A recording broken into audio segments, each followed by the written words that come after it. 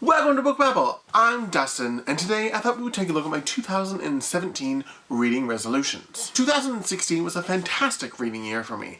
I ended up reading like 110 books, and I did accomplish quite a few of the goals that I set for myself. So I figured now would be as good of a time as any to take a look at what I want to do for this reading year. Now, working in a bookstore can be very rewarding, but also very dangerous. Dangerous in the sense that there are so many wonderful books, and to try not to bring everything home with you is a real challenge. That being said, my very first resolution for 2017 is I'm only allowing myself to purchase 12 new books. Now, a large part of that is because I have a big backlog of books that I haven't read yet in my personal library. Now, if I do get like a gift card for like the bookstore I work at, or I'm at a crazy event where they're handing out free books or something, I'm not going to count those towards the 12. So I still think that I'm still going to do pretty good on this one. My second resolution is I'm going to be reading less,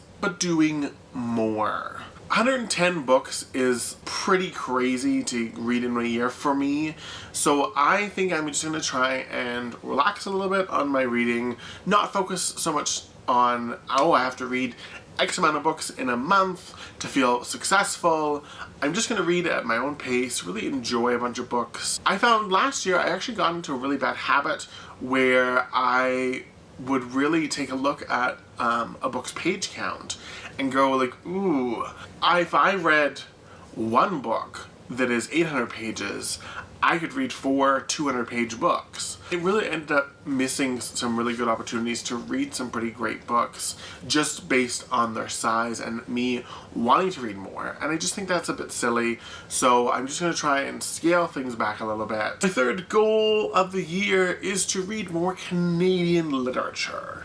Now, this is Canada's 150th birthday, so in sort of celebration of that, I really want to try and read more Canadian literature. There's some pretty big heavy hitters out there that I haven't read yet. Either I never read them for school and I just have never picked them up in my personal life, or I just was scared of them because I wasn't sure where to start with them. This year I really want to try and focus on reading Canadian literature, be it novels, graphic novels, audiobooks, what have you. I just want to try and read more Canadian.